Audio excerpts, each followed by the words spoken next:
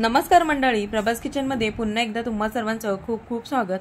तर मंडळी, काही दिवसांवरच गणेश जयंती हा सण आलेला आहे। तर बाप्पांचा आवडता नैवेद्य म्हणजे उकडीचे मोदक। तर आज आपण उकड न काढता, बोटांनी पारी न करता अगदी सुंदर सुबक असे मोदक बनवणार आहोत।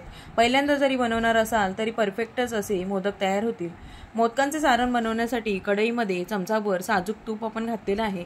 तूप वितळलं की त्यामध्ये 1 चमचा खसखस आपल्याला घालायची आहे। खसखस आपल्याला तुपावर छान अशी व्यवस्थित परतून घ्यायची आहे।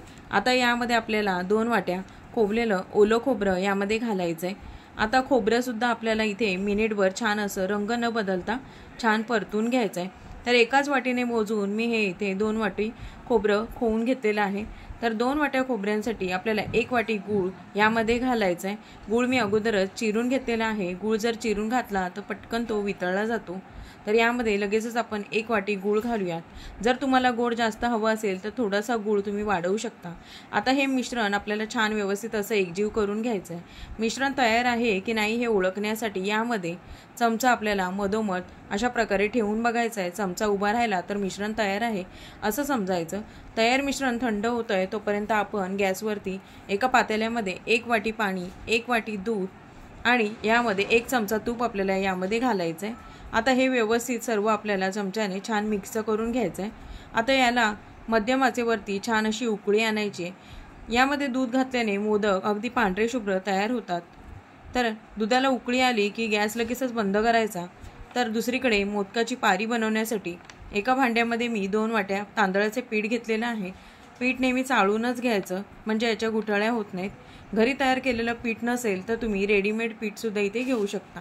यामध्ये चवीनुसार मीठ घालून तयार दुधाचे मिश्रण घालून व्यवस्थित असं एकजीव करून घ्यायचं आणि लगेचच झाकण ठेवून 15 मिनिटं आपल्याला हे बाजूला ठेवून द्यायचं आहे।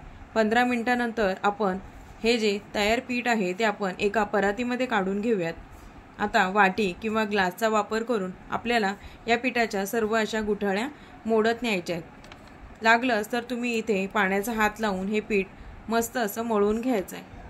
आता इथे मी दाखवते त्याप्रमाणे तुम्हाला सुद्धा करायचं आहे। आता पीठ छान असं मळून झालं की त्यामध्ये आपल्याला थोडंसं चमचाभर तूप घालून पुन्हा एकदा हाताने व्यवस्थित असं मळून घ्यायचं आहे म्हणजे मोदक अगदी छान तयार होतात।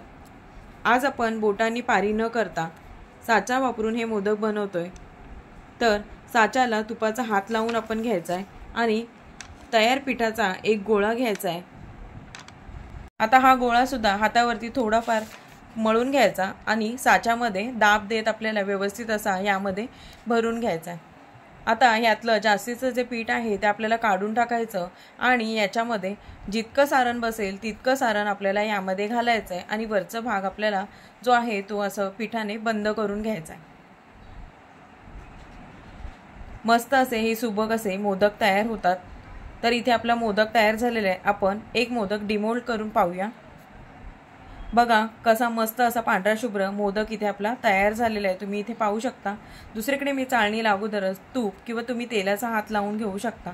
सर्व मोदक अशा प्रकारे तयार करून घ्यायचे आणि चाळणीमध्ये ठेवून घ्यायचे। दुसरीकडे आपण भांड्यामध्ये अगोदरच पाणी गरम करून घेतलेलं आहे। तर आपल्याला मोदक यामध्ये वाफवून घ्यायचे आहेत। तर तयार मोदकांची जी चाळण आहे ती आपण या भांड्यावरती ठेवून घेऊयात। आता हे मोदक आपल्याला मध्यम आचेवरती 15 मिनिटे छान असे वाफवून घ्यायचे आहेत। 15 मिनिटे इथे झालेली आहे, झाकण काढून घेऊयात। तर सर्व मोदक थंड करून आपल्याला प्लेटमध्ये काढून घ्यायचे आहेत। बघा किती मस्त असे बघता क्षणी खावेसे वाटणारे आपले उकडीचे मोदक तयार झालेले आहेत। तर आजची आपली उकड न काढता बोटांनी पारी न करता मोदकांची रेसिपी आवडली तर लाईक, शेअर, सबस्क्राईब करा। धन्यवाद।